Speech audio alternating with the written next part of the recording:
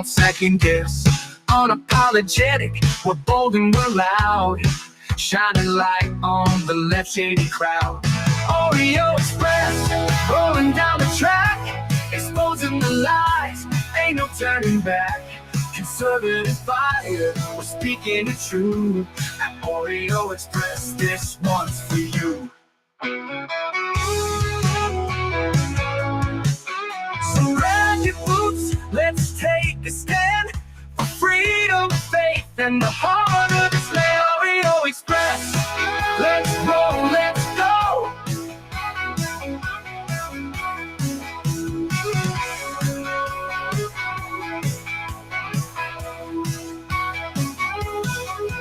So grab your boots, let's take a stand for freedom, faith, and the heart of this land. Oreo Express, let's roll. I hear every day about the products you all wish MyPillow carried. Well, guess what? We probably do. I hear every day about the products you all wish MyPillow carried. Well, guess what? We probably do. Slippers, bathrobes, pet beds, blankets, mattresses, sleepwear, loungewear, duvets, comforters, pot holders, aprons, oven mitts, and so much more. And they're all on sale. For example, get our best-selling standard MyPillows for only $14.98. Body pillows, $29.98. 6-piece bath towels or kitchen towel sets, just $29.98. Multi-use MyPillow 2.0s with pillowcase, $9.98. Save $40 on our Spring Percale and Giza Dream bedsheet sets. Any size, any color, and so much more. So go to MyPillow.com or call the number on your screen. Use your promo code to save up to 80% on all MyPillow products. And I've never done this before. When you spend $100 or more, you're going to get 2 standard MyPillows absolutely free. Absolutely free. That's right, guys. Welcome back. Thank you for tuning in to the Oreo Express. Josh here. Hope you're having a fabulous Monday, May 19th. We got a storing show for you today. We got a lot of stuff to talk about, a lot of stuff to cover. So I hope you're buckled in and ready to go. I want to say thank you to everybody who's in the chat right now. If you would please hit that thumbs up. It helps us out tremendously. It brings on new viewers and builds the Oreo army, guys. So if you would hit that thumbs up, share it out. Once again, thank you, thank you, thank you. Let me jump over to the comments right now. It looks like, let's see, we got 11 thumbs up and we already got 54 of you in here. So get your butt to work. Let's see what's going on. We got, if it'll let me get back to the top. Trina in the house. Hello, Trina. Rob saying hi to Rob Wallace, Hunter, Old Uncle Bill, Susan Spencer, Texas Bigfoot. Let's see. Let's go down. JH Candy Bar. Then we got, let's go down even further. Micro Taz is in the house. Let's see. Go down all the way down here. I said Rob Wallace, Red Wave.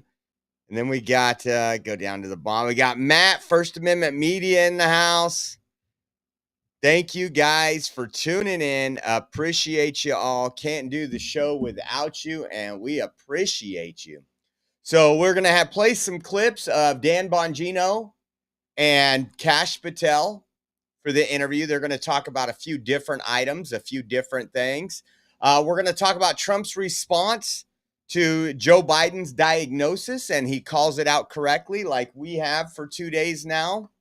And just a whole lot more. I mean, it's an action-packed. The Supreme Court ruled in favor of the Trump administration when it comes to removing the temporary protection status of the Venezuelans that were flown in here who were not vetted. So we're going to get into that. We're also going to get into a clip of a former FBI director that just put out, what was it, Friday? He put out that he just happened to be on the beach and there was a rock formation to assassinate Donald Trump, 8647. So we're going to get into that as well. And just a whole bunch of stuff. So once again, we're gonna fill your show with some goodies today. One of the goodies is, check this out. First Lady Melania Trump joined President Trump today to sign the Take It Down Act. What that does is that criminalize non-consensual sharing of sexually explicit content or AI-generated deep fakes. And Melania was a huge contributor to this. So I want to play this for a second and let you listen in here, because this is something we need. It's an honor to join you here today for the signing of the Take It Down Act, a national victory that will help parents and families protect children from online exploitation. This legislation is a powerful step forward in our efforts to ensure that every American, especially young people, can feel better protected from their image or identity being abused through non-consensual intimate imagery of I and CII. Artificial intelligence and social media are the digital candy for the next generation. Sweet, addictive, and engineered to have an impact on the cognitive development of our children.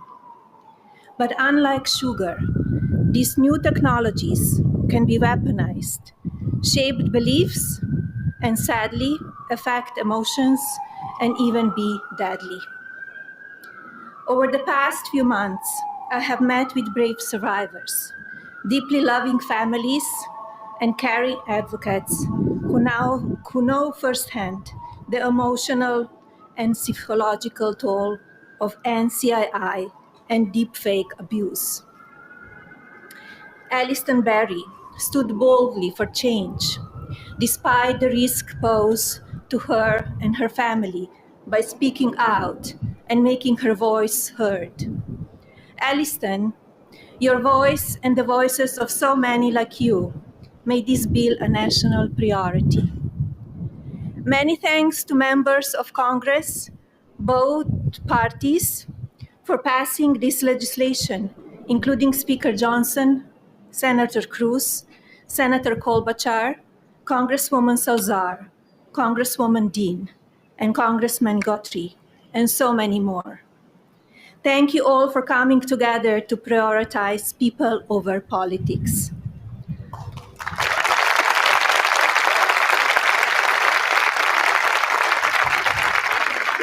As First Lady, my Be Best initiative is focused on improving children's well-being, encouraging kindness, and creating a safer online environment for our youth.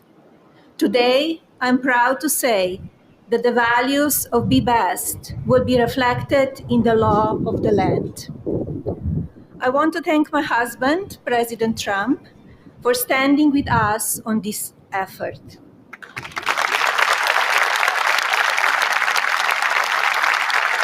His signature on this new law is not where our work ends on this issue. Now we look to the Federal Trade Commission and the private sector to do their part. Today, through the Take It Down Act, we affirm that the well-being of our children is central to our future of our families and America. Now it is my pleasure to introduce the President. Thank you. Absolutely incredible, and both of them signed that, which was really cool. Also, Trump put out a Truth Social today, and let me put it up on the board for you while we read it out. It says, just completed my 2-hour call with President Vladimir Putin of Russia. I believe it went very well. Russia and Ukraine will immediately start negotiations towards a ceasefire and, more importantly, an end to the war. The conditions for that will be negotiated between the two parties, as it can only be, because they know the details of a negotiation that nobody else would be aware of. The tone and the spirit of the conversation were excellent. If it wasn't, I would say so now rather than later. Russia wants to do large-scale trade with the United States when this catastrophic bloodbath is over, and I agree. There is tremendous opportunity for Russia to create massive amount of jobs and wealth. It's a potential. The potential is unlimited. It says, likewise, Ukraine can be a great beneficiary on trade in the process of rebuilding its country. Negotiations between Russia and Ukraine will begin immediately. I have so informed President Vladimir Zelensky of Ukraine, Ursula von der Leyen, President of the European Commission, President Emmanuel Macron of France, Prime Minister Giorgia Meloni of Italy, and Chancellor Friedrich Merz of Germany, and President Alexander Stubb of Finland during the call with me, immediately after the call with President Putin. The Vatican, as represented by the Pope, has stated that it would be a very interesting in hosting the negotiation. Let the process begin. Hopefully, we're on our way to something here. We kind of have two folks. We had Vladimir Zelensky, who never wanted to end the war. And I don't think Putin wanted to end the war for political reasons. Vladimir, I think it was other reasons. I think it was because it's a slush fund. Again, he's an unelected leader of Ukraine. Once that war ends, they're going to have to hold elections, right? I heard, we've covered some of the polling in Ukraine that he's not polling very well. And so we'll see where that goes from here. Again, I'm with President Trump. I just don't want to see people dying all the time. Young men and women dying. It's that simple. A lot of us don't understand why these wars go on. It doesn't matter what side you listen to. You probably don't agree with it. And so hopefully we're getting somewhere on all that. That would be huge. Check this out. ABC News reported, and we reported a couple weeks ago that there was talks and negotiations going on. The Trump administration is set to pay out nearly $5 million to settle a lawsuit brought by the family of Ashley Babbitt, calling her a rioter fatally shot during the January 6th attack on the U.S. Capitol. Again, this was an unarmed Air Force veteran, just in case anybody wanted to know. Didn't even make it up to probably my ear. And she was murdered by Michael Byrd inside the Capitol on January 6th. And it's $5 million. Won't bring her back. But again, I hope we want accountability and justice, right? We want that officer charged with murder. We want at least an investigation, if nothing more. And then I thought it was listen to Hakeem Jeffries and his response to this. Support the position. I wonder if I could get your reaction to this reported $5 million settlement between the Trump administration and the family of Ashley Babbitt. The Chief of Police of the United States Capitol Police Force clearly and plainly said, and I support the position, that the settlement was a slap in the face to the hardworking, courageous, and brave men and women of the United States Police Force. It was totally done without any communication to the chief of the Capitol Police or his lawyers, and appears solely the result of a political determination that Donald Trump and Republicans are going to try to whitewash what happened on January 6th. This settlement is just an extension of what they've previously done, which is to pardon violent felons who violently attacked the Capitol on January 6th, including police officers, and now have all been pardoned and sent back to communities across the country where in some cases they're re-engaging in criminal activity. Donald Trump and the extreme MAGA Republicans are not going to be able to erase what happened on January 6th, no matter how hard they try.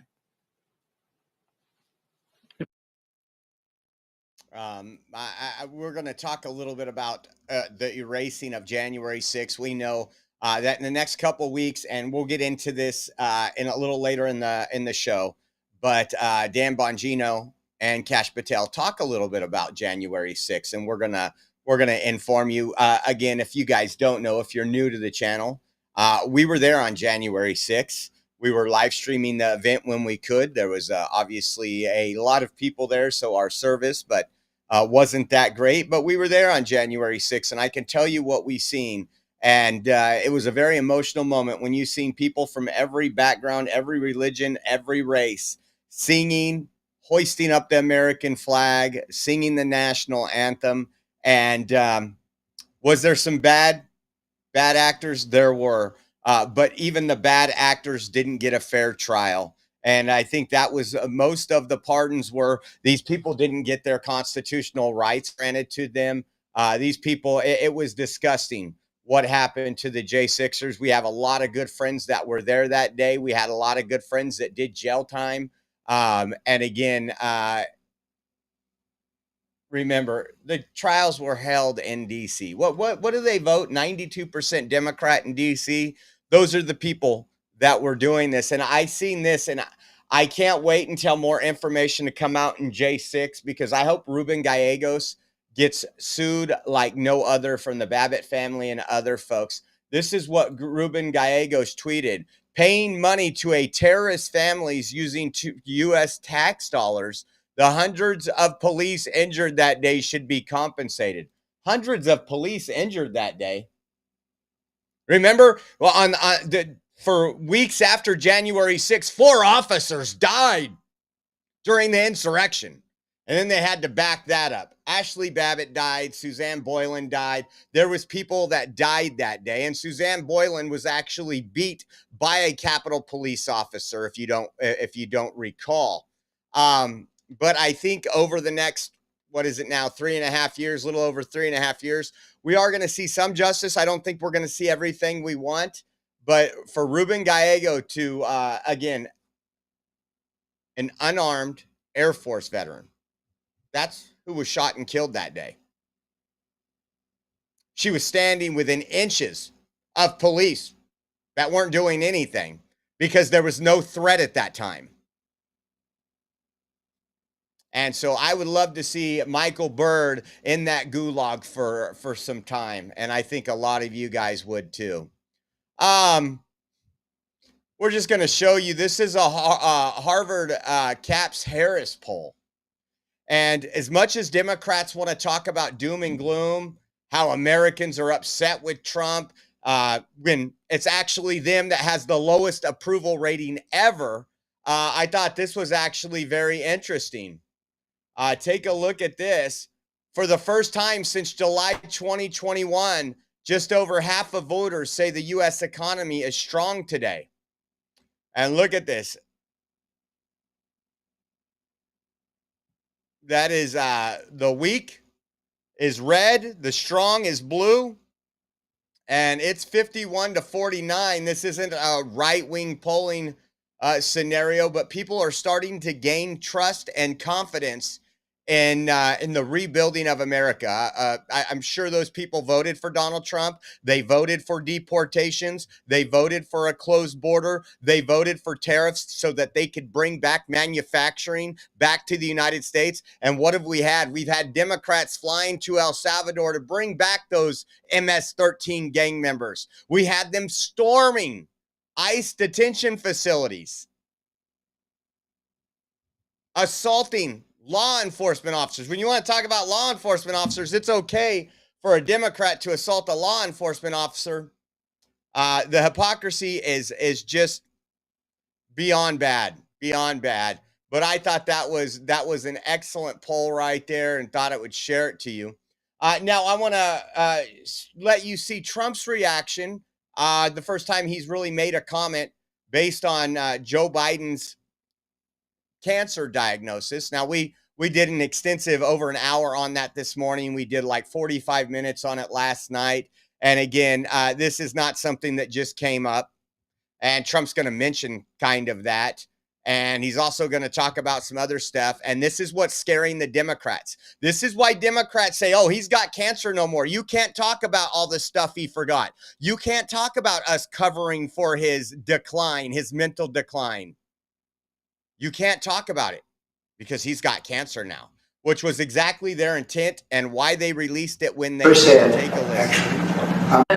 Do you want to respond to President Biden being diagnosed with cancer? Are you going to call your predecessor? I think it's very sad, actually. I'm surprised that it wasn't, the public wasn't notified a long time ago. Because to get to stage 9, that's a long time. I just had my physical. You saw that. You saw the results of that particular test. I think that test is standard to pretty much anybody getting a physical, good physical. Do you want to respond to President Biden being diagnosed? Notice what he said? I'm surprised they didn't release this a long time ago. And we know why they didn't, because of the big cover-up. Now listen to this one right here. Joe was cognitively fine. Given to everybody, but it's given just about. And it takes a long time to get to that situation. Now, get to a stage 9. I think that if you take a look, it's the same doctor that said that Joe was cognitively fine. There was nothing wrong with him. Well, he said, if it's the same doctor, he said there was nothing wrong there. And that's being proven to be a sad situation. And the auto pen is becoming a very big deal. The auto pen is becoming a big deal because it seems like that maybe was the president who ever operated the auto pen. So that's pretty big right there, because we have been talking about the auto pen scandal, the pardons. We know that Trump's team, his administration, will be challenging those pardons because there's a lot of people that did a lot of bad and not even bad, evil things to the American citizens, lied to the American citizens. Fauci being, I think, the top of many people's list. And I'm hoping that we can get those pardons revoked. That, and not just that, but a lot of executive orders that happened in his term as well, especially towards the end. There's, rumors coming out now that they use multiple camera angles because of how bad he was. So when they wanted to edit something, you notice a lot of his appearances were not live when he would give an address to the nation. They were pre-recorded and they made it look like they were live. A lot of stuff's coming out now. All the things that we said a long time ago that, and we're actually, after this video, we're also going to talk about Hakeem Jeffries, because Hakeem Jeffries don't think you should be talking about his mental, I guess you could say, incapabilities. But when they say that that was not good, they also, you have to look and you have to say that the test was not so good either. In other words, there are things going on that the public wasn't informed. And I think somebody's going to have to speak to his doctor, if it's the same, or even if it's two separate doctors. Why wasn't the cognitive ability, why wasn't that discussed?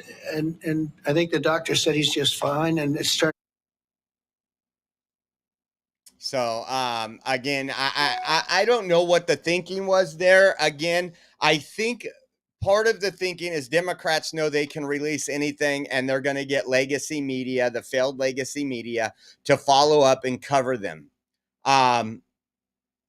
It's worked a little bit when it comes to, again, they just released the Hur tape. We played that last night and this morning. You could tell in that deposition that Joe Biden had no clue how to form a sentence. He couldn't remember dates of when he left office, when Trump took office, when his son Beau died. He couldn't do any of that. Even so much so that the interviewer goes, do you want to take a little break right now? Because he was just rambling on. That was the person that supposedly was in charge of the United States of America. But you know what? Democrats want you to forget that. Just sweep that under the rug. We got more things to worry about, like illegal aliens losing health care and being deported, right? Take a listen to Hakeem Jeffries. Conspiracy theories, and want my expectation that President Biden is going to meet this moment with the courage and resilience that he's consistently shown. Seems to me entirely inappropriate that at this moment in time, when President Biden is dealing with a serious and aggressive form of cancer, there are Republicans who are peddling conspiracy theories and want us to look backward at a time when they actually are taking health care away from the American people. No, as House Democrats, we're going to look forward. They literally are trying to take health care away from millions of Americans at this very moment in the dead of night. And Republicans want to fan the flames of conspiracy theories at Conspiracy theories. His own party is coming out against this. His own party had to figure out, wow, yeah, I didn't know it was that bad, but yeah. I mean, they literally pulled a coup on the guy. They forced him as the nominee for the 2024 presidential candidate for the Democrat Party. They forced him to step out and installed somebody with not one voter, not one primary voter saying, we want Kamala Harris. And I think now that we're learning this, I think we can rightfully say that the Democrats expected that he wouldn't do so poorly and they could hide him a little bit longer. They could hopefully steal another election. And about this time, Joe Biden announced that he has cancer and he is stepping down. Kamala Harris take the reins. And that way they could have their first, I don't know what they would call her, if they would call her black or Indian. It depends what flavor they wanted to be pushing right now. But the first female person of color as president of the United States. And then if you disagreed with that, if you thought she was a bad president, you would get the same bankrupt race card that we dealt with during Obama. Oh, you don't like his policy on the Affordable Care Act? You're racist. And they're getting called to the carpet. It's really bad for Democrats right now. It really is. Their party is just absolutely destroyed. But as he says here, it's just right-wing conspiracy theories. Seems like when we were talking about where the China flu came from, right-wing conspiracy theory. Well, proved right. Fact that masks didn't work, another right-wing conspiracy theory. Proved right. The fact that if you took the jab, you could still get COVID and still pass it on, right-wing conspiracy theory. That there was other alternative medications out there, hydroxychloroquine, ivermectin, to treat and improve your health if you had COVID, right-wing conspiracy theory. So much so that they had the FDA put out a meme with a horse that says, do not take horse medicine. So much so that CNN took a video of, what's his name? Oh, man. Can't think of the name right now. I'm drawing a blank. And grayed out the color of his face because he came out and said he took ivermectin and was better. Joe Rogan. Remember that? But it's all right-wing conspiracy theories, folks. Again, I say this almost every day now. I can't wait until the Trump administration with RFK Jr. takes away the ability for pharmaceutical companies to advertise because they controlled the narrative. How many times did you put on CNN? They had that little ticker of how many people died from COVID. And the second Joe Biden was elected, that ticker was gone. Remember that? And you remember that more people died under Joe Biden from COVID than did under Donald Trump? Not statistics they talk about. Want to say thank you to old Uncle Bill. He gifted some memberships down there in Rumble. So if you're on Rumble and you received a membership, tell old Uncle Bill thank you, and we appreciate you, old Uncle Bill. It helps us more than you know when you guys purchase those memberships. It's only $5 a month, and we get 100% of that. So it's not like CommieTube where they take 30%. So appreciate you, old Uncle Bill. What do we got moving on to? Now, we covered in the first story that Trump's big, beautiful bill passed its first hurdle last night. I don't remember what the vote was, but it's moving forward now. And people are saying, well, guess what? People are going to lose their Medicaid. And we said from day one, people should lose their Medicaid. If you are physically able to work and you're not working, you need to get off your ass and you need to get a job. And so now people are upset because it looks like they want people to work at least 20 hours a week. That's 2 days a week, folks, if you work hard. Take a look at this. And I'm glad they're saying it now because I said this before last week. This should have been the number one talking point when it came to cuts of Medicaid. This and illegal aliens. And we got a story for you now, too. After this, we're going to discuss what the Hispanic caucus in California is talking about now that Gavin Newsom is saying he's going to make cuts, even though he's spending more money on illegal alien healthcare this year than he did last year, which last year it was $9.6 billion. But what do they want to do? And are they thinking about taxing you for it? But first, let's talk Does the about president this agree with Republicans behind this bill that Medicaid work requirements should be implemented as soon as 2026? So the president wants to preserve and protect Medicaid for Americans who this program was intended for, the most vulnerable in our society: pregnant women, low-income families, seniors, those who truly need these benefits. And it should be going to people who physically cannot work. We want to see able-bodied Americans at least working 20 hours per week, whether that's part-time or full-time, whether that's even looking for work or volunteering for 20 hours a week if they are receiving Medicaid. These are common sense provisions. These are common sense changes that were actually introduced by former Democrat President Clinton. They've been supported by every Democrat president since, including the previous president, Joe Biden. But again, these are common sense reforms to ensure that those that this program was intended for receive those benefits. And then just Amen to that. Amen to that. This is, again, this communism that Democrats want to install. We already, people say we don't have socialized medicine. We do. When we covered this extensively and we started digging deep into Medicaid and Medi-Cal, and we seen how many people were covered in different areas, we were like, there's more people on this system than there is not in some areas. And that's not the way the system should work. Unfortunately, when the government gets involved in something, it raises the cost of something. We learned that with Obamacare. I mean, you go back to the cost now compared to pre-Obamacare.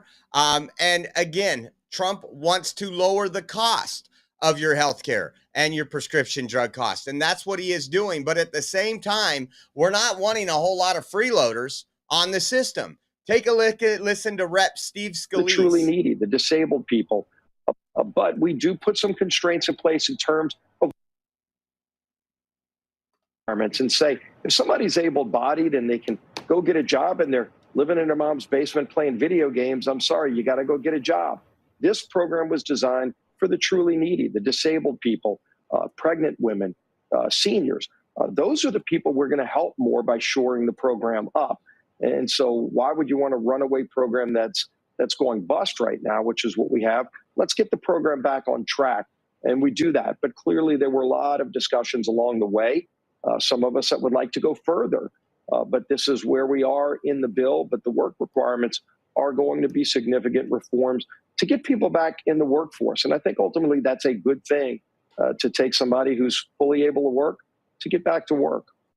And you know what? This isn't an end-all, do-all. This is the beginning. This is the step. If you're against this, you're against, I mean, you're literally pissing on the taxpayer. And that's really unfortunate because, again, and I bring this up, and they stated it, I think it was the press secretary stated it. Bill Clinton and his welfare reform. You know, Bill Clinton was truly the first DOJ president. The cuts, the work requirements, and Democrats were right behind it. You can go find Joe Biden, Chuck Schumer, all saying, yeah, well, yeah, you should have to work, you know, and this doesn't change a lot for states like California, because guess what? In California, the cost of living is so high. The New York, the cost of living is so high. These people, 20 hours a week, if that's all they have to work, it's not going to change their ability or their benefit program. They're still going to get Medi-Cal. It's just they're going to have to get off their tail and get involved and be a participating member of society. And again, I'm not talking about people that are disabled. I'm not talking about people that can't work. We need to take care of those truly disabled people. And no, I'm not talking about the alphabet cult either. They've done that to themselves. We shouldn't have to pay for it. This is from Ashley Zavala, folks, down at the Sacramento, California State Capitol in Sacramento. Look at this. It says, new Democrat California Legislative Latino Caucus is speaking out against Gavin Newsom's proposed cap on state health care coverage for undocumented immigrants. That's an illegal alien for those of you that need an interpreter. They don't have specific solutions, but caucus chair Senator Lina Gonzalez isn't ruling out a new tax to cover costs. The failed state of California. They want to put a new tax on you to pay for illegal aliens that broke into this country and are here illegally. This makes me I like it in a sense because guess what? It exposes Democrats more and more. And this is the same BS that people in California, even some Democrats, are sick and tired of. What was it? Prop 36 that made it stiffer on penalties because of Prop 57? Because we were having smash and grabs all the time, all this. And Gavin Newsom and Democrats were against it, but an overwhelming majority, including Democrats, voted for that proposition because they see what these Democrat policies have done to us. And here you go, not ruling out a new tax to cover the cost. We are the most taxed people in the United States here in California, highest gas tax. I'm not even bringing up the fact that we're going to see, I think it's July 1st, 64 more cents a gallon. Right now, I paid $4.89 a gallon for gas. I think it was yesterday. Today's Monday. Yesterday, I had to get gas. $4.89. You see it regularly for $5.09, $5.29, depending on the gas station. And we have nothing to show for it in California. We have the worst roads. Homeless encampments everywhere. As you can see, we got a high-speed boondoggle that's absolutely a joke, and I don't think we're going to get into that today. I don't think I put that one in there, but now they are. I think it's another $7 billion for our high-speed rail that was supposed to be done 5 years ago, 2020, and doesn't have 1 inch of track laid. Welcome to California and supermajority Democrat control. I just wanted to run this by you because I think it's funny, and I don't care what side of the aisle you're on. You know it's a lie. It says, just read, this is Naomi Biden, just read a copy of this silly book. And if anyone is curious for a review from someone who lived it firsthand, this book is political fairy smut for the permanent professional chattering class. The ones who rarely enter the arena, but profit from the spectacle of those that do. Put simply, it amounts to a bunch of unoriginal, uninspired lies written by irresponsible, self-promoting journalists out to make a quick buck. It relies on unnamed, anonymous sources pushing a self-serving false narrative that absolves them of any responsibility for our current national nightmare. All of this at the expense of a man so completely good and honest that it is impossible for these people to ever understand the why or how of it all. There are real stories to be told, and one day they will be. I suspect history will reward the truth. That's about the book on Biden's cognitive decline. That's the statement, and I'm not going to spend a whole lot of time on it because we covered this earlier in our first show and last night. Last week we covered some of the protests, and some people were going on a food strike. Today, one of those pro-Hamas protesters was rushed to the hospital after collapsing on a 9-day hunger strike. I would have ran up with some bacon, but let's take a listen to this. Are in the Palestinian genocide. Universities and institutions of learning. This is what happens when UCLA ignores their students. She's going to the hospital. She just passed out.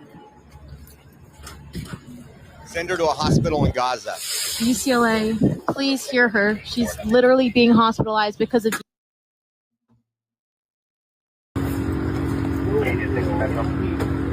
She's conscious. She's fine. This is on you, UC. How much you want to bet?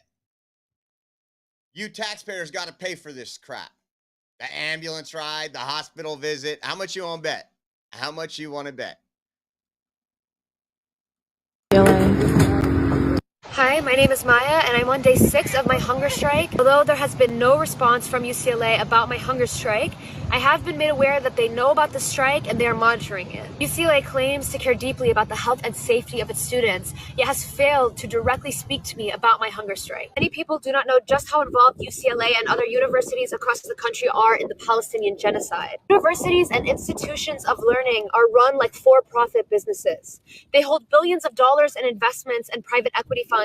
This means the people who run this university directly profit from the slaughter of Palestinian children. I'm going to read from... Matt said, I would eat a triple baconator in front of her. Yeah. No, I mean, what an absolute joke. Guess what? You're a grown adult, and if you're able to go to college in the United States of America, you're able to feed yourself. And we're not, nor is the college, responsible for you faking your injury today, because that's what it was. It's a political stunt, and it makes us hate Palestine more and more each day. Just letting you know that. It worked against you, just like all the protests in New York, LA, at UCLA, and all these other college campuses. The average working American class person just wants to pay their bills. They just want to be able to go to a job and raise their family. And you want to destroy that for them because you hate the Western culture. The West is the best, by the way. I just thought that was kind of funny, guys. Kind of funny. We're going to cover a little fake news really quick. Whenever you hear Daily Beast, you know it's fake news. Look at the Daily Beast headline right here. It says, Pope Leo spurned J.D. Vance on Sunday, offering him a quick greeting after his inaugural mass while holding extensive private meetings with other world leaders. So talking about the new Pope, and Daily Beast says he got snubbed at J.D. Vance. And it actually got a community note that says the claim of a snub is misleading and not grounded in fact. You want to know what it really looked like, and this is what it really looked like. The Vatican News, it says Pope Leo holds a private audience with U.S. Vice President J.D. Vance and Secretary of State Marco Rubio. And there's a lot of great pictures online in case you want to see this. But this is what I mean. Those fake news, it's all a propaganda site.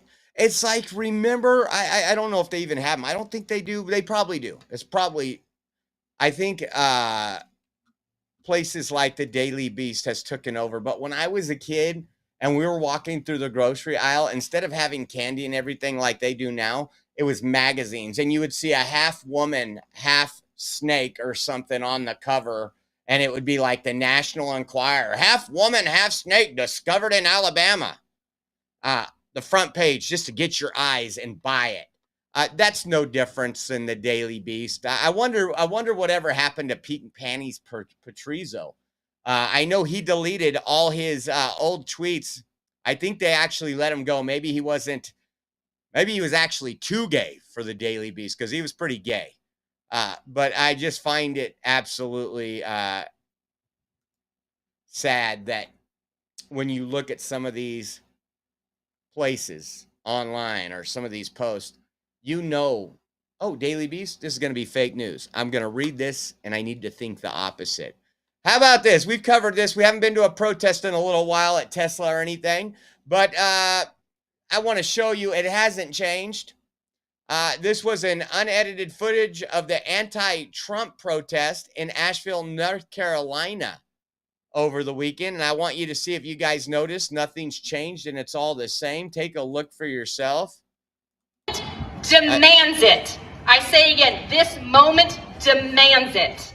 We are showing up for health care, for immigrants, for LGBTQ plus lives, for veterans, for the people of Gaza, for so. There's not one person that's not white in that crowd. It's the Unite the White rally that these Democrats have been holding lately. We've seen it everywhere we went. Even, what was it? We were in, me and Roberto went down to Dublin. And I was just amazed. This is a Bay Area. You couldn't pick like one token to be out there with you. Listen to this. This is going on day in and day out. Listen to this mother who blasts the officials. Check this out. This is sickening. This is sickening. My son, who has been wrongfully accused of a Title IX violation. In truth, he is the victim of a Title IX violation, ignored and unsupported by the very system that is supposed to protect him. LCPS was notified multiple times that my son felt uncomfortable in the boys' locker room. These concerns were dismissed. As a result, video recordings of my son and other students were taken in a space which is a severe breach of their privacy, dignity, and safety. Our children are the most valuable gift we have, entrusted to your care each day. When we send them to school, we expect the same protection we would give them at home. The district's failure to act on known concerns didn't just endanger my son, it failed every student involved, including the complainant. This isn't just a policy failure, it's a moral one. I urge this board to acknowledge these systemic failures, immediately drop the Title IX investigation against my son. Please yield the mic. Thank you.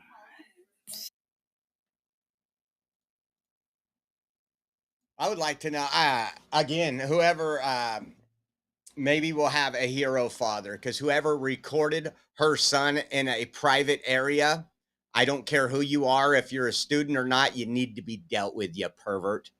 And hopefully, if the school won't do nothing and the police won't do anything, let's pray for vigilante justice. Because this is sick and disgusting. Our children need to go to school to freaking learn. Not play your little politics and your worship this flag. This person over here is normal, because they're not.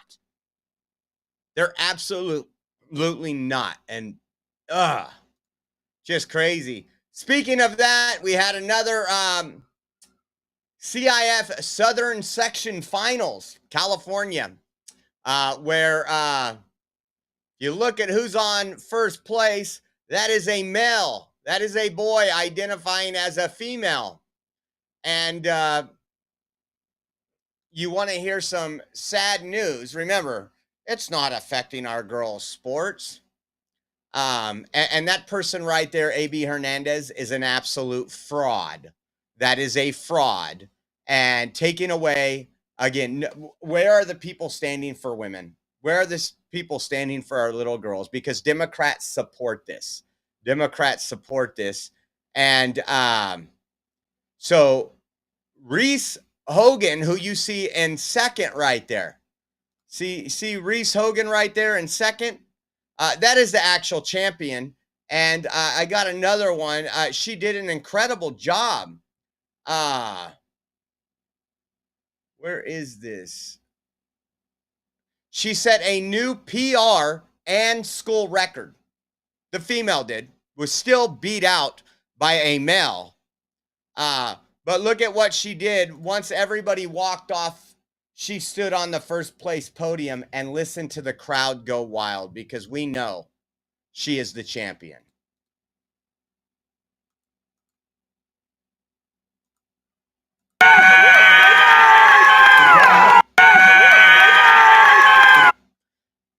I couldn't imagine, I would have to pray a whole lot if that was my daughter competing up against a male, and know that she got a new school record and was beat by a boy pretending to be a girl.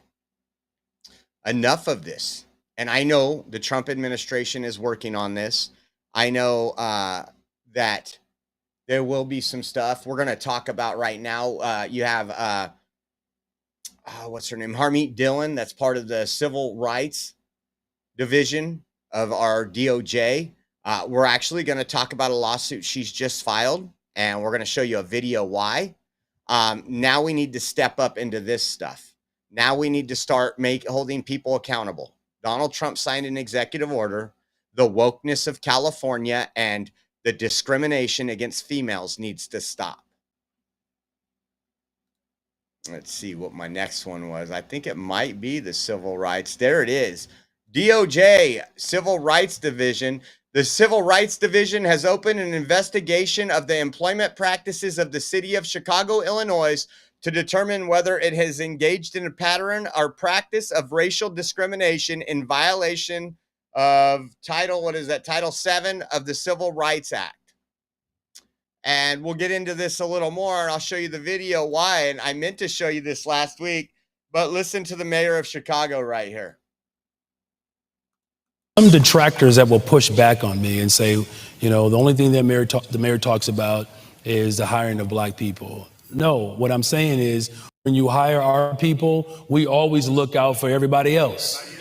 When you hire our people, it's them and ours, yours and mine, under Democrat rule of law.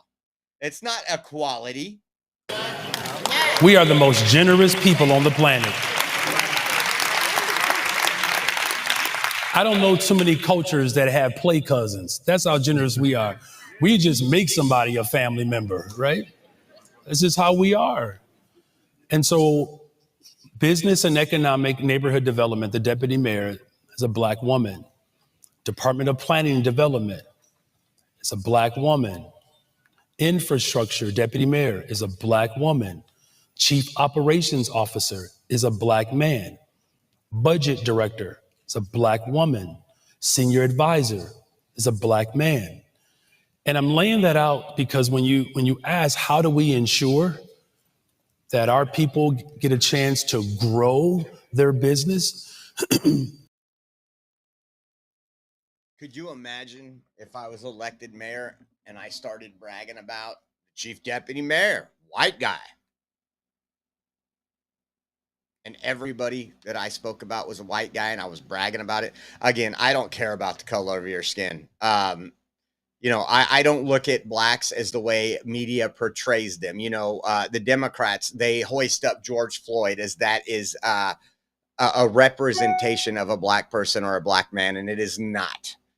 It is not. And unfortunately, the mainstream media, along with the Democrats and wanting to victimize one community over another, don't show you a fair picture of what the black community truly is. You have this, which is a sanctuary city mayor who has, I think, a 9% approval rating right now. He's been called out numerous times from his black community of putting illegal aliens ahead of this. And now we have the Department of Justice investigating this, which it should. Again, I remember when Democrats, about 10 years ago, they used to promote Martin Luther King Jr. before they tried to distort his words.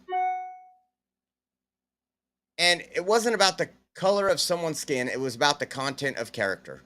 And we've covered this time and time again in certain communities, whether they're Hispanic communities, whether they're black communities, and they get somebody on the TV screen. Well, they sent a white guy here as a paramedic. We want people that look like us.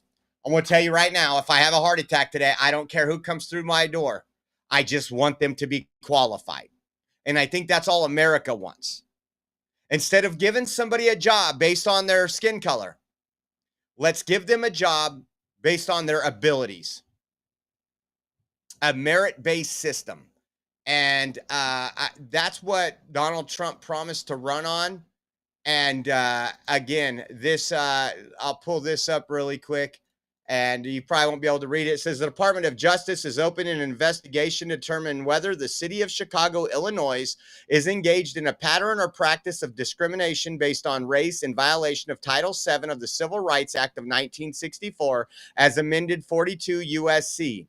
It is the responsibility of the Attorney General of the United States to enforce the provisions of Title VII with respect to the state and local government employers.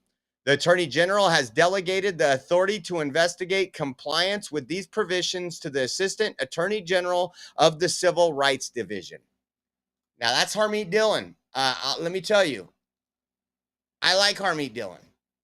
I think Harmeet Dillon's been on the right side of a lot of things.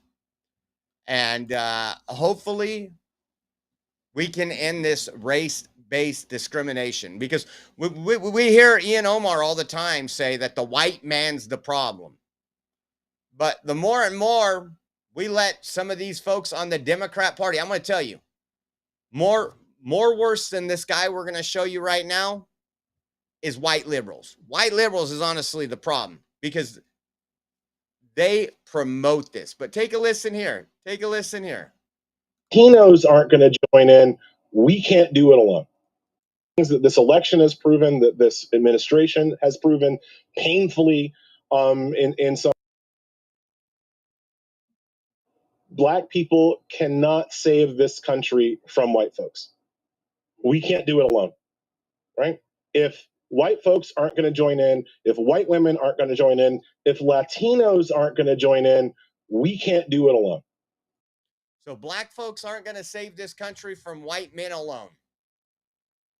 And what he's saying, and he's pretty upset. If you remember Black Lives Matter, the biggest proponent of Black Lives Matter was the white liberal woman. When you went out to the streets, when we went undercover at a lot of those protests, I was not a minority at the Black Lives Matter protest. I was not. I was part of the majority as being white. I remember when me and Jason went, and I was like, they're going to out you before they out me because you're black. And again, this is all in essence the Democrat Party. And what you are seeing now is a lot more truth come out. I mean, we've played these videos for a long time. But once you start unpeeling the onion and you get layer after layer, it gets dirtier, it smells rottener, and it makes you want to cry, right? And that's what we're seeing right now. This person thinking, guess what? You know the only thing that's going to save this country? I'll tell you what it is. A revival. A revival.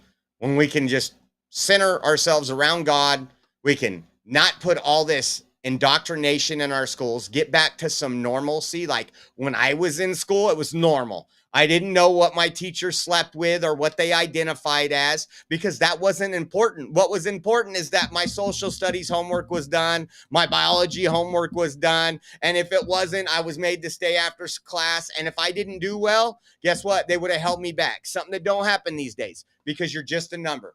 You're just a number. And that needs to end.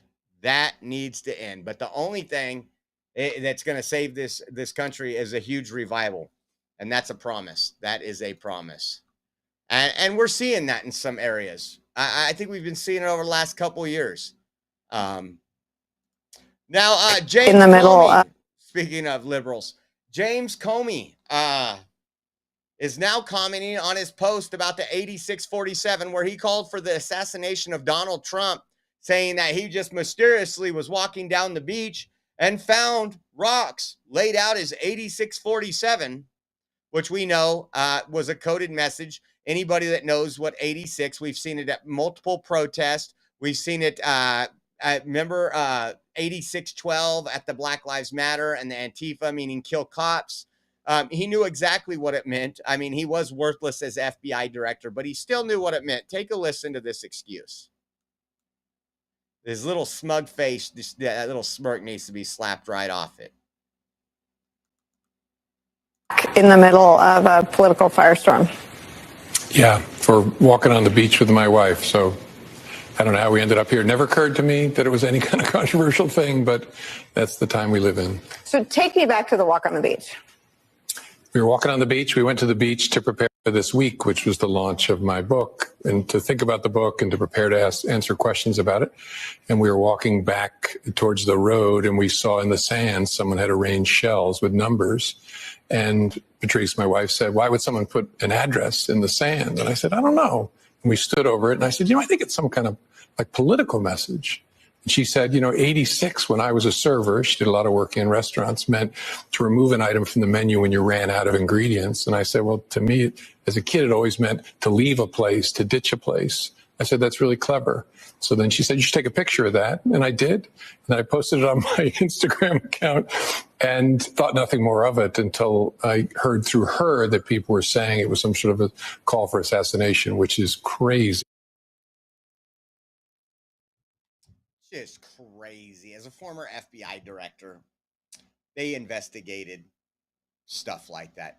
Numerous. Well, I don't know if all the people he went after, which were usually Christians and patriots and Trump supporters. So maybe he, I don't think he found a whole lot of Christians putting 86 stuff. But in all reality, this guy is a piece of trash. And it's such a blessing that we are finally ridding our federal government of people like this. We still got a lot of people in the federal government. It's going to take time. It's going to take time. But the way he explains that, it's almost as if he's a victim. Poor Comey. Poor Comey. And Jay Lynn did a Rumble rant a little while ago, and women don't need prostate exams. Just saying. Yes, you are correct. Those that identify as women need prostate exams, like Congressman Sarah McBride. What else do we have here? One more quick clip of this. Know enough about that particular person that they. And James Comey, in my view, should be held accountable and put behind bars for this. So she's the head. She sits atop all of the intelligence agencies in this country. And I wonder what you thought and what you think people around the world thought when they saw that. I hope people know enough about that particular person that they understand where it's coming from. It says something more depressing about the leadership of our current administration. And I just shrug because that's ridiculous. Does it make you scared? No. Why? Well, it's not my first rodeo. I would hate something like this or the audit or all the investigations to happen to someone who doesn't have my experience, because I look at it and I think there's another one of those. But when it's one of the real problems we have in this country right now. It's so funny how everything the Democrats do, they try to twist it around. We've seen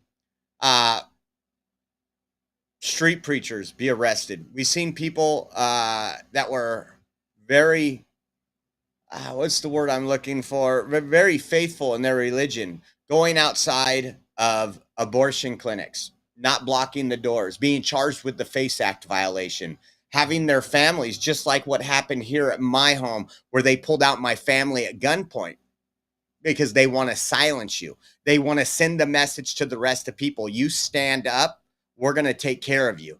And that's what people like Comey did. And you know what? I wouldn't want. That was the use of I don't the think president. we have to use the 8647. I think if we dig, and I don't think we have to dig deep, we're going to see the fact that there's a lot of things to put that man in prison for. And I hope it comes to that. It's just sad. And we're not going to spend a whole lot of time about this. The only reason it was really big breaking news Saturday night. And that was the Mexican ship that hit the bridge. It was a Mexican Navy training ship that hit the bridge in Brooklyn. And man, it just took over social media like a firestorm. You couldn't find anything else. I'm going to show you because what do you think? Who do you think Democrats are blaming this on? Without knowing anything, take a look at this.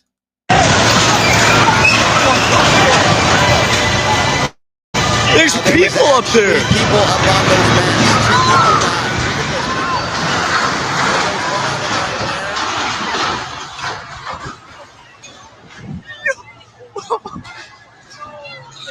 What just happened? You see those folks? It's crashing.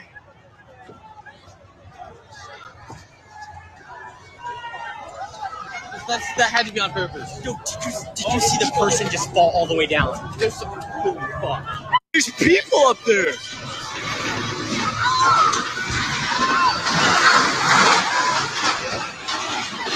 Now, unfortunately, 2 people died. They're saying, and again, we're not getting a whole lot of details. I'll have to double check, but that it lost power. There was other video showing a tugboat right next to it. I don't know the reason why that tugboat was there, But of course, Democrats never let a tragedy go to waste. Listen to Many this. more questions than answers. We know that there has been meddling. We know that the Trump administration has been meddling in U.S. Coast Guard operations, from staffing to command and comms. And I have the general sense of a DOJ dysfunction in parts of the Coast Guard.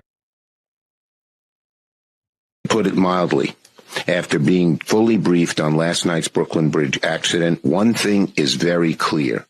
There are many more questions than answers. We know that there has been meddling by the Trump administration into the Coast Guard staffing, and now we need to know how this meddling might have impacted the events of last night. Notice how he has to say might. There was no staffing problems. Again, a boat lost power. Under Joe Biden, we had a boat take out an entire bridge. Remember that? Cargo ship. You didn't have Chuck Schumer come out and say, this is because Joe Biden's cognitive ability isn't up to par. No, again, everything is political for these folks. They want to change the subject. That's all they want to do is change the subject. Because what are people talking about right now? They're talking about Joe Biden. They're talking about the book coming out. They're talking about how the cancer is a major cover-up and that he's had it for years and that Democrats lied to us. And that's where we're going to focus and keep the story, by the way. Let's see what else we got now. Let's see what's the next one. All right, FBI Director Kash Patel and Dan Bongino, Deputy Director. Let's take a listen to some of this stuff.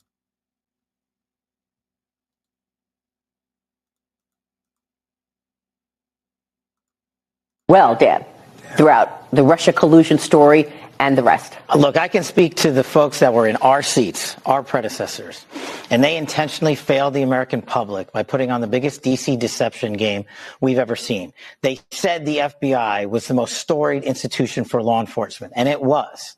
And it will be again very soon. But when the likes of Comey and McCabe and Strzok and company came in here with the James Bakers of the world and intentionally lied to a federal court only to rig a presidential election by lying to the American public and using taxpayer dollars, likely illegally, to fund this entire operation and then withhold exculpatory information from a federal court that I used to appear before to manhunt terrorists, that's what broke the FBI. And then when they were caught, they lied about it. And you and a few others like Dan and others were brave enough to cover it 6, 7, 8 years ago. And we're still talking about it today because as Congress is working rigorously with us, the Crossfire Hurricane documents are coming fast and hard. And they're being sent there unredacted so we can have full accountability. And that's how you restore what the trust that was lost to the American public when it comes to the FBI. Yeah, but come on, Director, with all due respect, we've been talking about this for a long time, and I've been demanding accountability for many, many years. You mentioned Comey, Strzok, and the rest. They've got TV shows. They've got media platforms. They're fine. There's been no accountability. Well, look, it's a fair criticism, but what I will tell people is we weren't here in the FBI in the last 5 years when we had statute of limitations that were still in play, where we could have investigated criminal conduct. Most of these statute of limitations are 5 years old. And we will investigate criminal conduct where we find a righteous case to do so and the law and the facts allow us to. But a lot of it we're precluded from. So we'll take the criticism, and it's rightfully so. That could we have done more in the past? Sure, people before us could have, but what we can do now is continue to put out the documents and the information that these people withheld from the American public. And I'm just telling you right now, as much as we know about Crossfire Hurricane, he and I just found out more last week. And we're continuing to work with Congress to put those documents out. That's how vindictive and vicious the former leadership structure here was. Not only did they bastardize the FISA process and lie to the American public, they withheld and hid documentation and put it in rooms where people weren't supposed to look. And it's a good thing we're here now to clean it up, and you're about to see a wave of transparency. See, and I know that can be a little disappointing to some. He said you're going to see a wave of transparency, not accountability. He's talked about the statute of limitations being 5 years, and all that stuff happened in 2015 and 2016 with the Crossfire Hurricane, so that these people will not have to deal with any justice per se, but that we will know what happened. And I'm hoping and I'm praying that we can get something out of this. Maybe they're gonna, maybe it'll pin to something else through their investigation where they can charge these people. But what you are hearing right now is you are hearing there's not, that we can't hold them accountable. It's past time. The last, after that, they could have been held accountable. But I'm just thankful that Dan Bongino and Kash Patel are the ones leading this. And they had a lot more to say in this. If you could go back, imagine if you could go back 12 years. James Comey wouldn't be doing interviews right now. That's why James Comey's so smug and arrogant, because he knows there's a statute of limitations for the laws he violated and his oath that he broke to the American people and to our Constitution. Check this out. January 6th. Situation is Russiagate. Because on January 6th, in the prior Actually happened on January 6th. So there is, as it seems that I find myself in a similar situation as Russiagate. Because on January 6th, in the prior Trump administration, I was the chief of staff to the Department of Defense. And I spent 4 years and a minor fortune litigating the truth because people politicized what actually happened on January 6th. And we now know unequivocally that President Trump lawfully authorized the deployment of National Guard, and me as the head of the Office of Secretary of Defense, with the Secretary of Defense, took that action. When it finally came in, because it had to have the governor and mayor of D.C.'s approval on it. That's the way the law works. And once it finally came in on January 6th, remember, we offered to them days beforehand, and they rejected it. We've put out the letters, and your show has done great coverage showing how it was rejected. We mobilized the fastest cold start in Washington, D.C. since World War II, and the largest occupation of D.C. by the National Guard since the American Revolution. That's what happened on January 6th. But what you and your viewers want to know, now that we've beat back that disinformation campaign with actual truth, is what was the FBI doing? Well, we got answers coming. We just found a trove of information, and it's on its way to Capitol Hill right now. And they've asked, and they're getting them, and you're getting answers on January 6th. You're getting answers on what sourcing was utilized, what money was utilized, how many assets were utilized, who made those decisions. You're getting it. We can only control the FBI, but you're getting it from the FBI. Were there FBI agents undercover egging people on? Like I said, that answer is coming, and it's on its way to Congress. You're about to, I saw it. I saw the portfolio of information. We dug far and wide to find it. And I'm pretty sure now we have a conclusive, definitive answer. But you and the public are going to have it. You're going to see it in writing over to Capitol Hill. But I just want to be sure we're clear, having been an agent and a police officer. There is a difference between an agent. I know you know this. I don't mean to sound ridiculous. An agent, meaning a trained GS 1811 federal agent, and a source or an asset. There's a difference. So when you see the material, which I promise you is coming, again, I'm not asking you to trust us. I know it's coming because I saw it yesterday. When you see it, I just want you to understand that it's not an apology for anything. Thank you. But there's a difference between agents and assets. Yeah.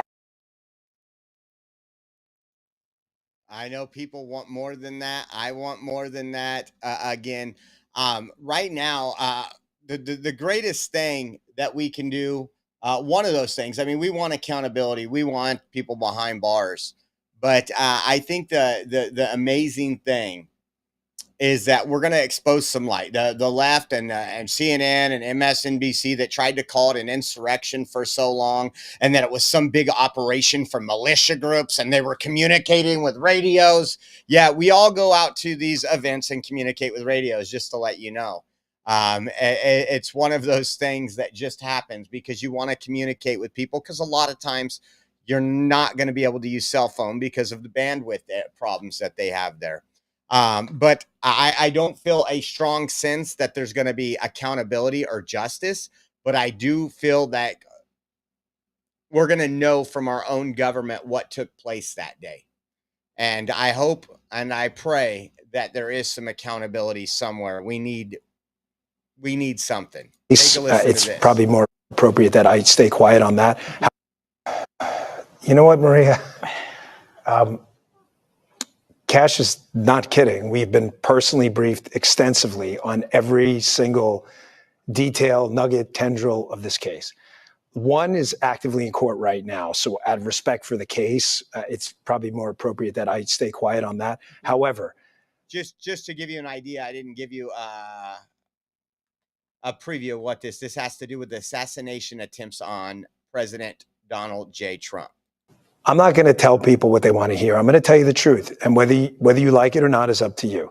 If there was a big explosive there, right? Given my history as a Secret Service agent and my personal friendship as a director does with the president, give me one logical, sensible reason we would not have. If you can think of one, there isn't.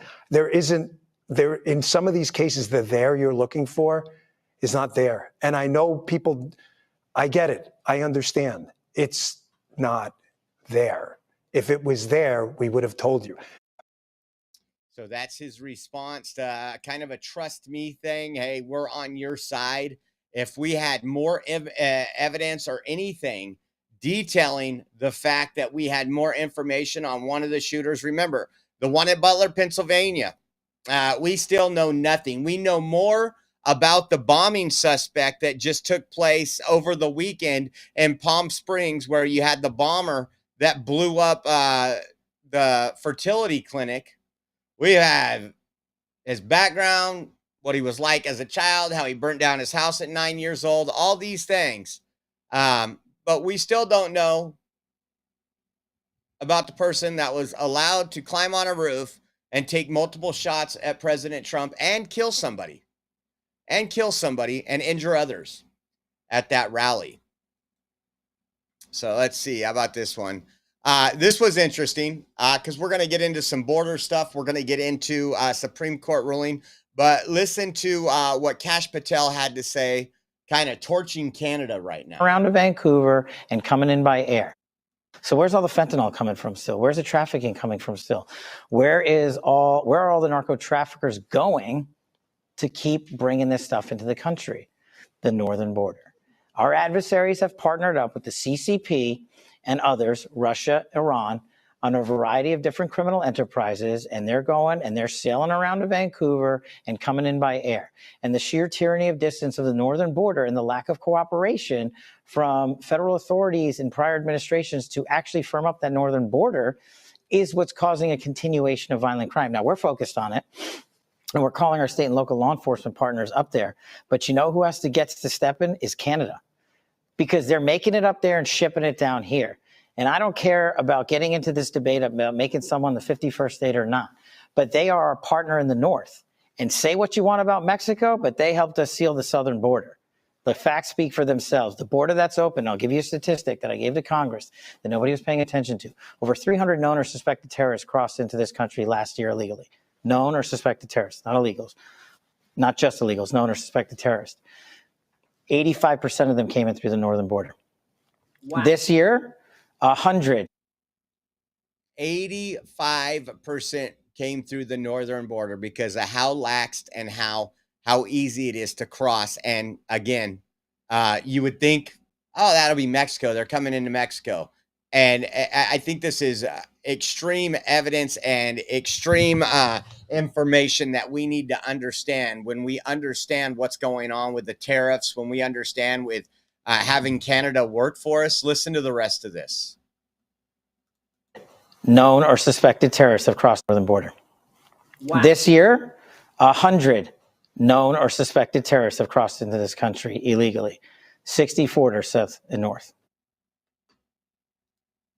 You know, when Trump was talking about this and you had Trudeau in office, he says, well, there are big problems at the southern border. It doesn't sound like it. Not if 85% of terrorists are coming through the northern border, are suspected terrorists. Let's get politically correct for a minute, right? So I just, you know what? I'm glad we got some people on here. You know, and we told you, no matter who Trump nominates, it's not going to be perfect. I think they have a lot of cleaning up to do. We've seen it. You know, they fired some of the people at the DOJ. They fired FBI agents that went after January 6ers.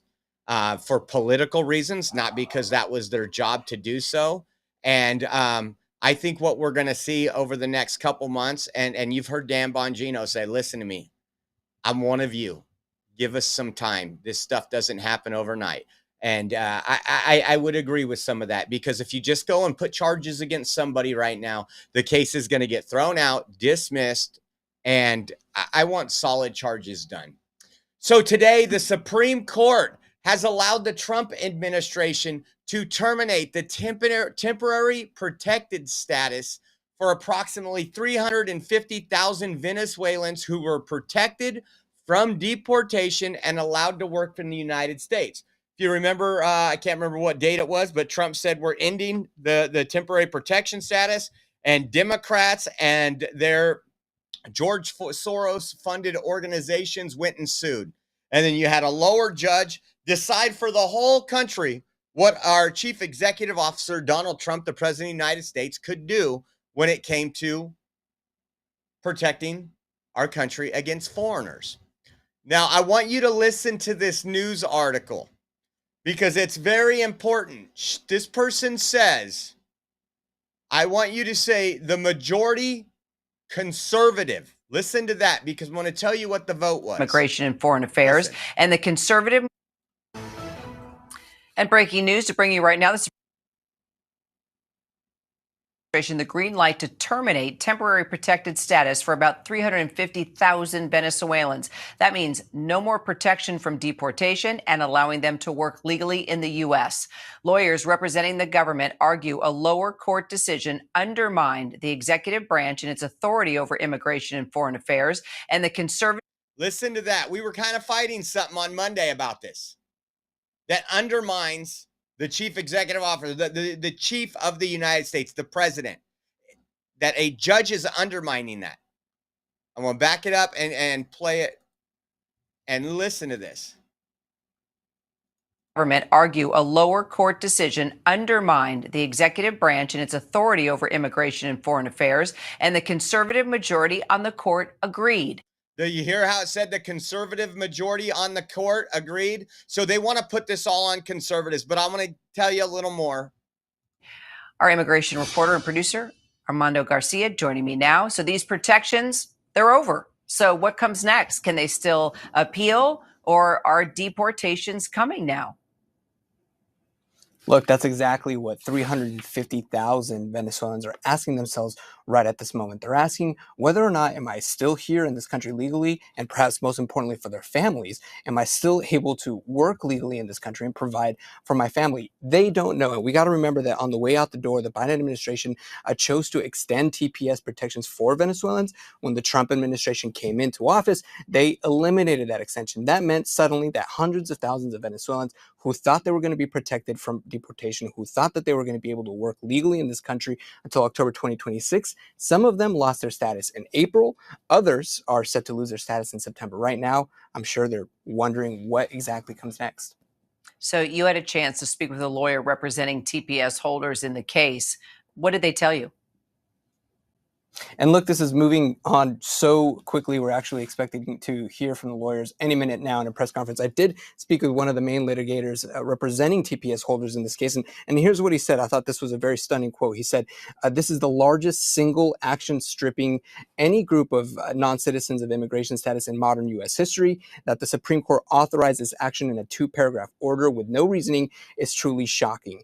And I think we have to remember also that not only is TPS Venezuela on the line, TPS Haiti, Cameroon, and other countries are sure to follow. So this is major implications for them. They're wondering if the Trump administration can, on a whim, abruptly end protections for Venezuelans. What does that mean for me? Armando Garcia, appreciate you bringing. So very funny that they ruled on this today, and I want you guys to know this decision was 8-1. So it wasn't because of the conservative majority. All but one voted in this direction. Let me see if I had another one. The only one that didn't was the one that couldn't define a woman. Go imagine, DEI, Supreme Court Justice. And we're seeing this time and time again, guys. But we need the courts to give Trump the power to do what he was elected to do. Again, we told you a lot of these would rule in Trump's favor because more than anything, what Democrats are trying to do is delay and get media coverage. Oh, Trump's so evil. These people were from Venezuela and they were vetted, which they were not. These are the people that came in that that Biden flew into this country when we were out there at the border, and the videos were going so viral of tens of thousands of people coming in, and they wanted to halt that. So how are we going to do it? We'll use taxpayer dollars and fly them in.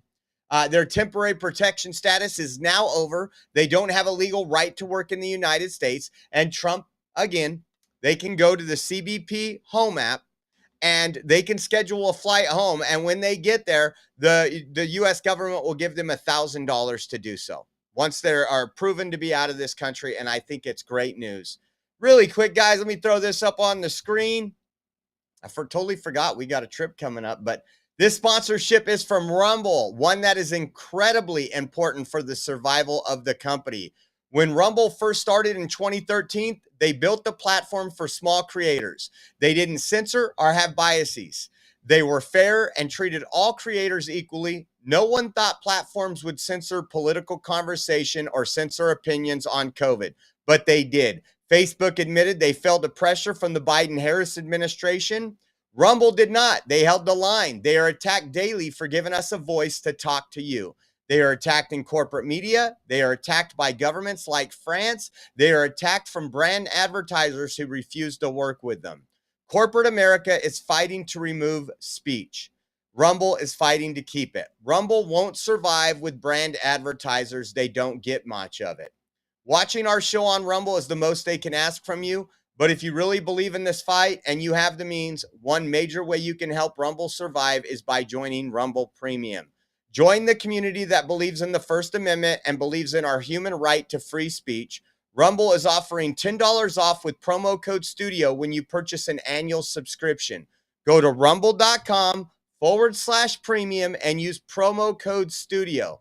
Like I said, if you have the means, believe in the cause, now is the time to join Rumble Premium. If you don't have the means, we are just happy you are here watching us on Rumble. And again, guys, if it wasn't for Rumble, we wouldn't be here talking to you right now. We've been canceled by Facebook. We've been canceled by YouTube. We've been canceled by pretty much everybody, right? The only thing we really have anymore is just a couple platforms, but this is our main live stream platform. So we want to say thank you, first of all, for joining us on Rumble. And we also do Rumble Premium videos where only premium members are allowed. So if you want to check those out, we do a couple a week. We say thank you, and we appreciate that. Let's see. Here is... let's see what else we got. Today's SCOTUS decision is a win for the American people. Amen it is. Take a listen. John, it's pretty unusual for the Supreme Court to really rule 8-1. Interesting about this is this was an 8-1 decision. Yep. The only person who voted against it, had a dissenting opinion in the Supreme Court, was Ketanji Brown Jackson. That's right. We got Kagan, we got Sotomayor. And John, it's pretty unusual for the Supreme Court to really rule 8-1, and especially in the Trump administration's favor. But I will say that this is such a win for the American people. What this program did was really exploit the legal immigration system. We talk a lot about how Biden broke the border, but he also broke the legal immigration system. MS-13 gang members, Tren de Aragua, known terrorists, convicted murderers, human rights abusers, they all came in using this parole program. And we really have to not just look at the border, but also our legal immigration protocols and making sure we reinstitute integrity into them and that we're actually vetting the people who are coming into this country. And so this ruling is going to make the American people safer. Just for folks at home who, so that they can know how many people came in, here's the stats: 110,000 Cubans, 211,000 Haitians, 93,000 Nicaraguans, 117,000 Venezuelans, for a total of 531,680. I assume that you'll start the deportations? Absolutely, John. That'll happen immediately. This administration doesn't rest on their laurels. We get going. We know the American people's mandate is to get these people out of the country. That is the mandate. That is what I voted for. That is what many of you voted for. And I just think it's, we got to take the wins when we get them. It's going to be a long road. I wanted to play this one here. This is a South Florida woman, right? You know, Maryland man, South Florida, who entered the U.S. illegally in 2005, ignored an order to leave the country, and failed to appear for her immigration hearing. She's upset that she is now being fined $1.8 million for breaking the law. Asked her why she did not go to the hearing. Ever since that day, I live with anxiety. I can't sleep. I don't feel well. This woman, who we will call Maria, says she did not want to use her real name, concerned she could be targeted. But she does want people to know her story. She told us, I don't want to go back. She's a mother of 3 children who are American citizens. She asked us not to show them. Maria arrived from Honduras in February of 2005. 2 months later, she had an order to leave the country after not appearing at a hearing, but she never left. I asked her why she did not go to the hearing. I told the immigration officer I don't have any family in this country or a specific place to stay. She told me she entered the U.S. through California. I never received any document, and they did not know where I was going to be. This month, she received this letter at her house in South Florida. She has been fined for more than $1.82 million. It says that the government could fine an individual, an undocumented individual, daily $500. Michelle Sanchez is Maria's attorney. She showed us the document Maria received. They're supposed to say on the date that she was advised, and this is blank because they never advised her of the penalties. Okay. So that's going to be my argument. The 1952 Act has historically rarely been enforced, but in February, the Trump administration announced it will penalize people living in the U.S. illegally under that act. What she has is an order of removal in her absence. Is that still accumulating even today? Yes. It's So still that figure accumulating. is increasing. It could increase. For me, that is absolutely nuts. Sanchez filed a motion to reopen her client's case last year under a policy of the Biden administration, giving ICE attorneys the discretion to reopen cases and lift removal orders. Have you ever been arrested? Nunca. When I asked her if she would voluntarily return to her home country, Me dolería tanto dejar mis hijos. it would be extremely painful to be separated from my children. This is their country. This is all they know. Please have mercy. I want to stay with them. So once again, supposed to be a sob story. When I listened to this story, and again, folks, to become if you guys don't know this, and we've covered it before, you would think since if you've been here for 20 years, you came in illegally, there was an order for your removal, you stayed here, you popped out children so they become American citizens. The littlest things you could do. And I guarantee if we could find out dig deeper, I'm sure you are the father of these children because you've probably paid for them being raised. An illegal alien that received all these benefits, taxpayer funded benefits. But what bothers me more than anything is you've been here 20 years and you can't speak a lick of English. Again, we want people to come into the country that loves this country, that wants to pledge allegiance to this country, that and part of doing that, you're not supposed to become an American citizen until you start learning English. That's the rules for Democrat presidents. It's not a Trump rule. But I just found it amazing that they're upset and the way the attorney's fighting it. Do you know they pass laws all the time? They don't send you a notice. So when they passed the law for you must wear a seatbelt in California, if I got a seatbelt ticket 6 months down the road, I couldn't say, well, they didn't legally notify me. I didn't get anything in the mail. You need to pay attention to the laws and what the presidents are doing. So I have a feeling we're going to see an update to that story in about 2 weeks. I have a real feeling we're going to see the update to that story. Another kind of good thing that the Trump administration, another win. I want to read this and then I'm going to show you the video because this is another thing we voted for. It says, this is from Bill Malugan. It said, exclusive. We witnessed an incredibly rare sight in the sanctuary city of Los Angeles as Twin Towers Jail transferred an illegal alien inmate to ICE custody. Not because sanctuary policies have changed, but because the jail is being forced to cooperate with ICE as part of a new federal operation designed to neutralize California's sanctuary state laws.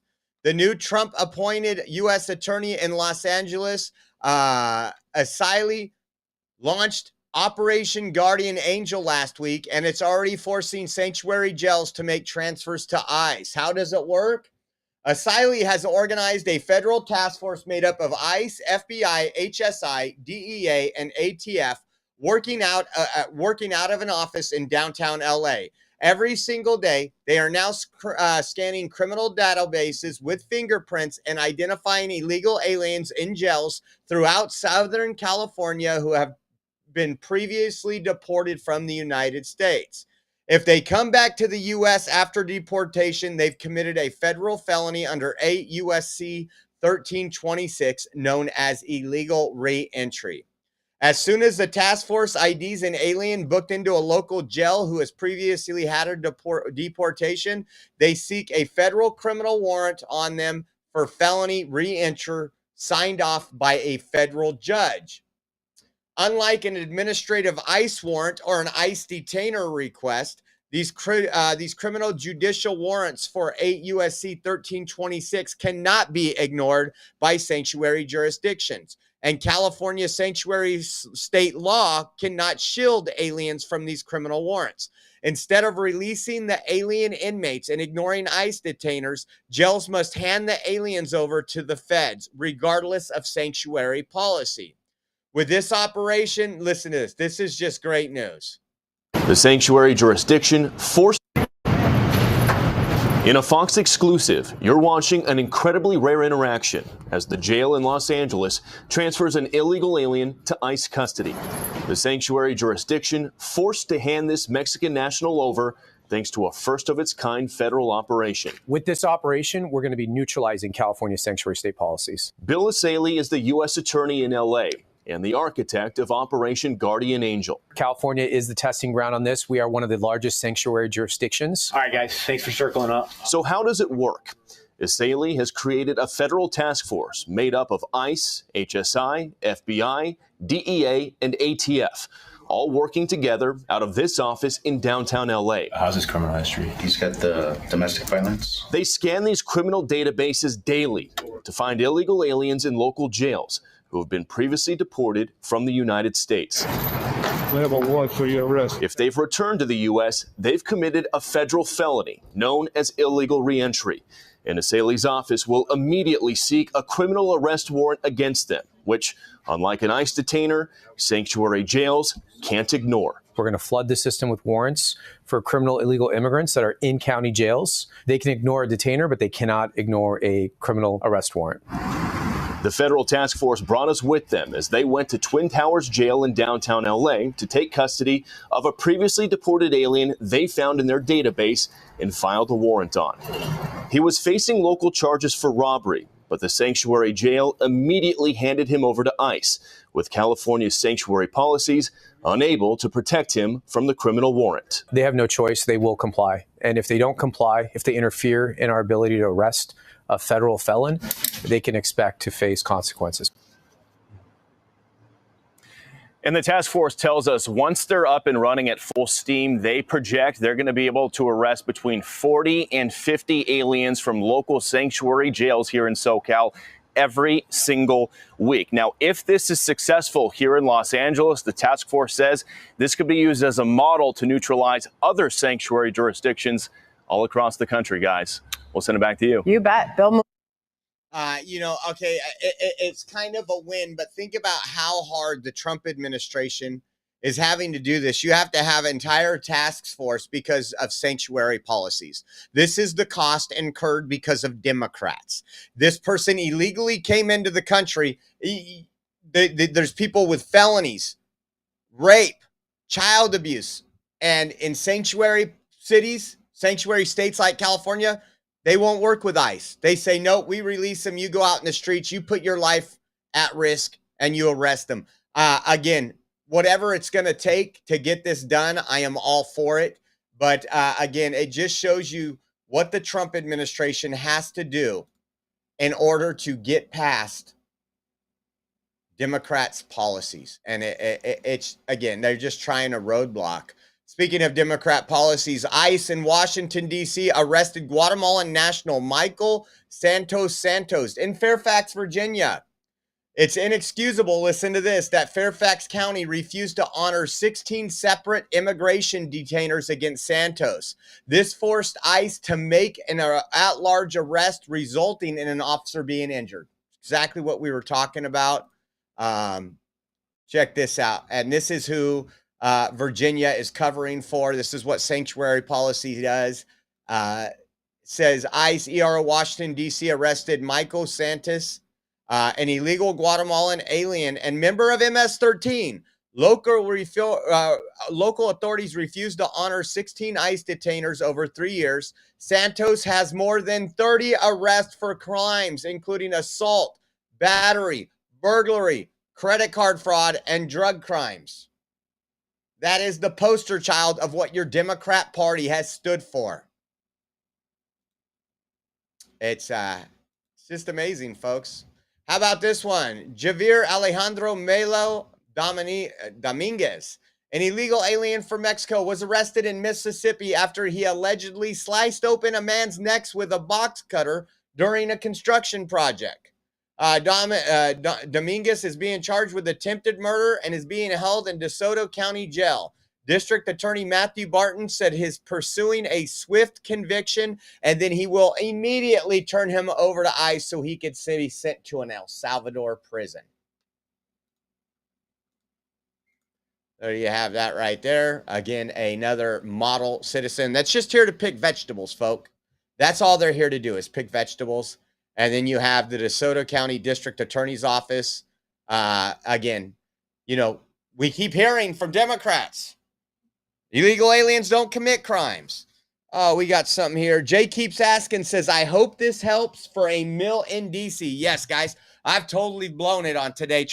This week, we're trying to win to raise funds for our trip to D.C. in 3 weeks. We need hotel, a rental car, and food. We've already got the airline booked. We got the ticket. We're going to be going down there. We're going to cover some protests, but also cover the historic military parade that's going to be going on in Washington, D.C. If you guys would like to help, we would appreciate it. We need your help so we can book the hotel by the end of this week. So we are in the area and we're not traveling for hours on end to get down to D.C. I think you guys know if you've been with us before, we want to avoid all that. You can donate and go to Venmo at Oreo Josh, Cash App, $ Oreo Army. We also have givesendgo.com/Oreo 2024. And then if you do bank transfers on your mobile banking app and you use Zelle, we have our Zelle address on our website. You can go to theoreoexpress.com. With that, scroll down our homepage, click the donate now button. It'll have those links. We appreciate your support. We are 100% viewer funded. And another way you can do it is just like Jay keeps asking, is do a Rumble rant right here on Rumble if you're watching on Rumble. So I want to say thank you to everybody who blessed us, everybody. We want to get this out of the way this week. And again, this is, I think, one of my first times mentioning it on this live stream. So if you guys could help us out, we would appreciate it. We want to get that hotel booked down there. So want to say thank you so much for everybody that has. Let's see if we had anything else. Today, DHS conducted its first Project Homecoming charter flight of 64 individuals who voluntarily chose to self-deport to their home counties of Honduras and Colombia. If you are here illegally, use the CBP Home app to take control of your departure and receive financial support to return home. If you don't, you'll be subject to fines, arrest, and deportation and will never be allowed to return to the United States. Check this out. These are some of the videos. It's almost very appealing. Take a look at this right here. Here is some of those people that are what they call self-deporting. You got this. I mean, you got Disneyland when you land, guys. You got your family there. Check that out. And these folks are now reunited in their home. They're no longer in a foreign land, and they're no longer illegally in our country. And so that was 64 folks that took up that offer. That was the first Project Homecoming charter flight that DHS have hosted.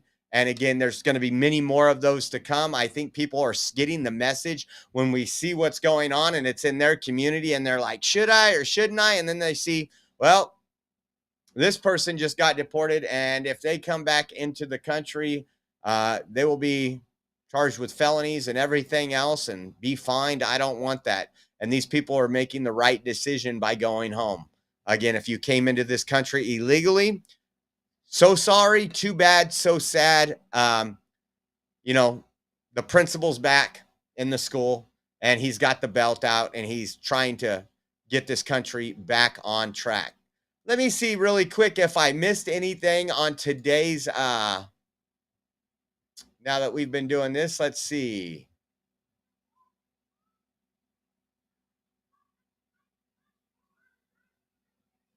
Let's see.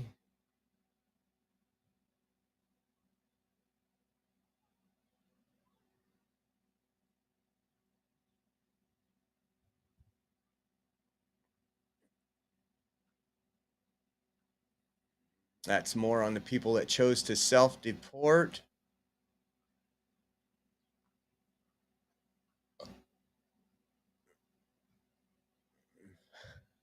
Another fake story by Newsweek. It says, man with daughter's name tattooed deported to El Salvador.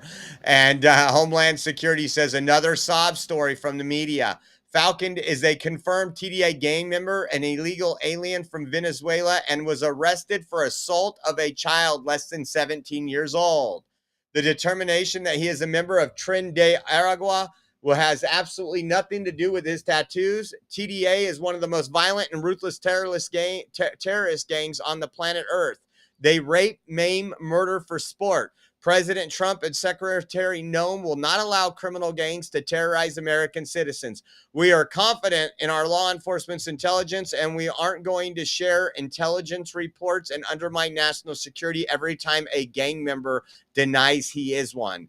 That would be insane. And again, they say man instead of illegal alien that was arrested for assault of a child less than 17 years old. These are the people who Democrats are holding up. This is what they are, guys. They care less about that child. They care less about the American citizens, and we're seeing it constantly. Let's see what else we have here, if there was anything else before we call it a day.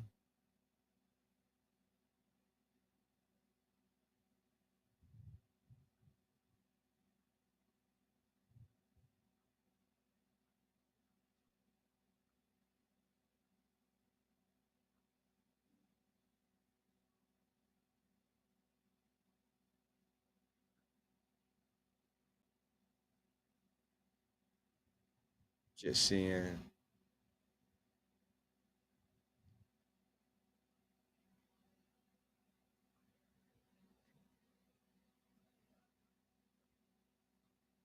Oh my God, just fake news articles, you know, anything they can do. Yesterday, I'm not showing anything exciting. Starbucks employees currently on strike now claiming that Starbucks is imperiling every single civil right they have. Take a listen to this. Every civil right that we have, not just workers, but not just as workers. These people are the reason why people stop going to Starbucks. We just demand that Starbucks follow the law.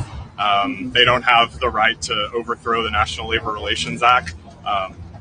They're imperiling every civil right that we have, not just as workers, as union workers, but that's the framework that all of our rights are under. So all of our rights are in danger, and the only thing we can rely on is each other and taking direct action and solidarity. Yeah, we're back. Perfect. Colin? Exactly what Jacob said. Perfect. It's up to us to stand up for our rights and for our workplace. Love it. Thank you, guys. Their civil rights, guys, are being violated because a company they work for require a certain dress code. Who raised these babies, man? It's just ridiculous. It's just ridiculous. I wanted to see if there was any updates on anything really quick. Patty Voss says, thanks, Josh. Thank you, Patty Voss. Thank you guys for helping us out and donating and getting us a hotel and car rental while we are in D.C. We can't do it without you, and we appreciate that. I was making sure there wasn't anything else on here that I missed.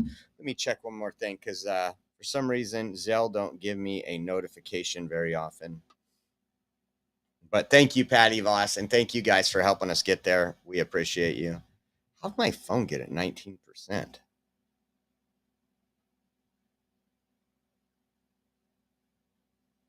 No, nothing on that. So once again, guys, thank you so much. And we will be doing, unless anything breaks tonight, I think I'm going to my local city council meeting. I might not. I'm at 50-50 right now, but I'll probably be at my local city council meeting. If anything breaks, I will come live after that. Let's hope nothing breaks unless it's good news. And as well as you can see us here tomorrow morning, back live again. And we just want to say thank you. We appreciate the blessings, and we can't do it without you guys out there. Thanks again to everybody that hit the like button, everybody who shares this out. We appreciate you guys, and we'll see you soon. God bless. I hear every day about the products you all wish MyPillow carried. Well, guess what? We probably do. Slippers, bathrobes, pet beds, blankets, mattresses, sleepwear, loungewear, duvets, comforters, pot holders, aprons, oven mitts, and so much more. And they're all on sale. For example, get our best-selling standard MyPillows for only $14.98. Body pillows, $29.98. 6-piece bath towels or kitchen towel sets, just $29.98. Multi-use MyPillow 2.0s. Thank you, Bandit One. $9.98. Save $40 on our spring per Thank you, Bandit One. bed sheet sets. Any size, any color, and so much more. So go to MyPillow.com or call the number on your screen. Use your promo code to save up to 80% on all MyPillow products. And I've never done this before. When you spend $100 or more, you're going to get 2 standard MyPillows absolutely free.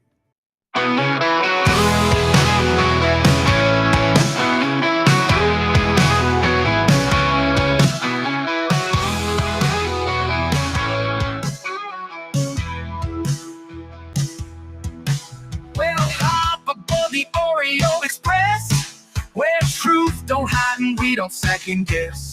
Unapologetic, we're bold and we're loud, shining light on the left shady crowd. Oreo Express, rolling down the track, exposing the lies, ain't no turning back. Conservative fire, we're speaking the truth. At Oreo Express, this one's for you. So grab your boots, let's take a stand for freedom, faith, and the heart of this land. Oreo Express, let's roll, let's go.